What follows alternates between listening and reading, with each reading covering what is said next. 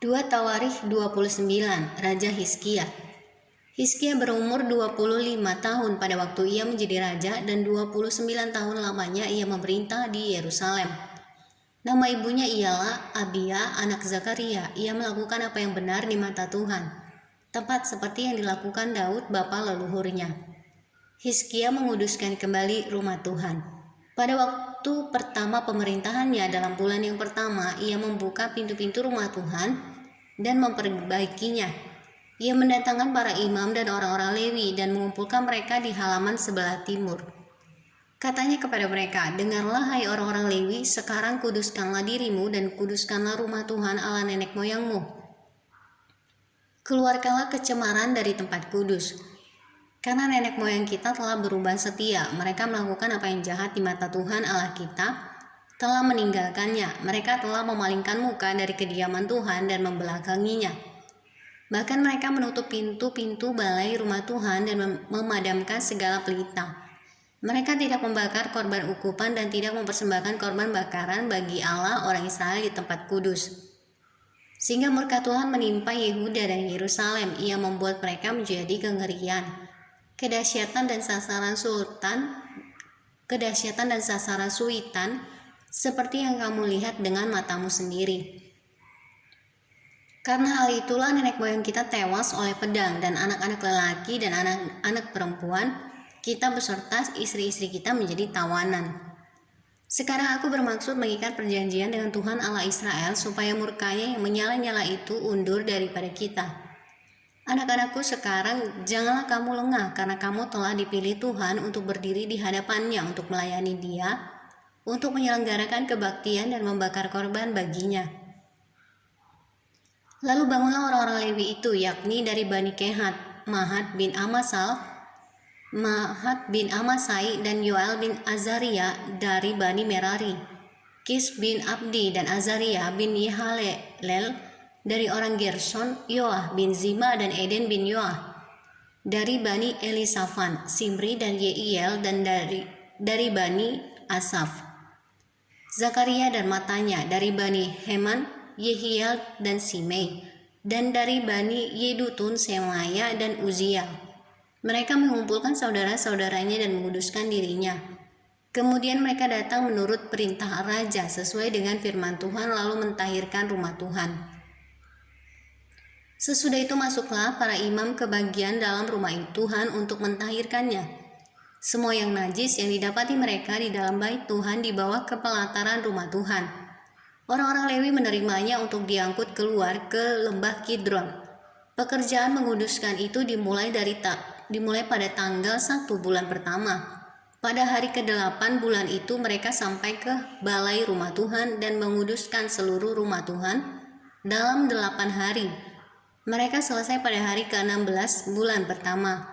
Lalu masuklah mereka menghadap Raja Hizkia dan berkata, "Kami telah mentahirkan seluruh rumah Tuhan, juga mezbah korban bakaran dengan segala perkakasnya, dan meja roti sajian dengan segala perkakasnya. Dan segala perkakas yang dibuang Raja Ahaz ketika ia berubah setia pada masa pemerintahannya, telah kami sediakan dan kami kuduskan. Sekarang semuanya itu ada di depan mezbah Tuhan." Maka pagi-pagi Raja Hizkia mengumpulkan pemimpin-pemimpin kota dan pergi ke rumah Tuhan. Mereka membawa 7 ekor lembu jantan, 7 ekor domba jantan, 7 ekor domba muda, dan 7 ekor kambing jantan sebagai korban penghapus dosa untuk keluarga raja. Untuk tempat kudus dan untuk Yehuda, ia memerintahkan anak-anak Harun, yakni para imam, untuk mempersembahkannya di atas mezbah Tuhan. Lalu mereka menyembelih lembu-lembu itu. Para imam menerima darahnya dan menyiramkannya pada mezbah. Kemudian mereka menyembelih domba-domba jantan dan menyiramkan darahnya pada mezbah. Sesudah itu mereka menyembelih domba-domba muda dan menyiramkan darahnya pada mezbah. Selanjutnya mereka membawa kambing-kambing jantan yang akan menjadi korban penghapus dosa ke hadapan raja dan jemaah. Mereka meletakkan tangannya ke atas kambing-kambing itu, dan para imam menyembelihnya dan mempersembahkan darahnya di atas mezbah sebagai korban penghapus dosa untuk mengadakan pendamaian bagi seluruh Israel. Sebab raja telah memerintahkan untuk mempersembahkan korban bakaran dan korban penghapus dosa itu bagi seluruh Israel. Ia menempatkan orang-orang Lewi di rumah Tuhan dengan ceracap, gambus, dan kecapi sesuai dengan perintah Daud dan Gad, pelihat raja dan Nabi Nathan. Karena dari Tuhanlah perintah itu dengan perantaraan nabi-nabinya. Maka berdirilah orang-orang Lewi dengan alat-alat musik Daud. Demikian pula para imam dengan nafiri. Lalu Hizkia memerintahkan untuk mempersembahkan korban bakaran di atas mezbah. Pada saat persembahan korban bakaran dimulai, mulailah pula dinyanyikan nyanyian bagi Tuhan dan dibunyikan nafiri dengan iringan alat-alat musik Daud Raja Israel. Seluruh jemaah sujud menyembah, sementara nyanyian dinyanyikan dan nafiri dibunyikan. Semuanya itu berlangsung sampai korban bakaran habis terbakar. Sehabis korban bakaran dipersembahkan, raja dan semua orang yang hadir bersama-sama dia berlutut dan sujud menyembah. Lalu Raja Hizkia dan para pemimpin memerintahkan orang-orang Lewi menyanyikan puji-pujian untuk Tuhan dengan kata-kata Daud dan Asaf pelihat itu. Maka mereka menyanyikan puji-pujian dengan sukaria, lalu berlutut dan sujud menyembah. Kemudian berbicaralah Hizkia, sekarang kamu telah mentahbiskan dirimu untuk Tuhan. Mendekatlah dan bawalah korban-korban sembelihan dan korban-korban syukur ke rumah Tuhan.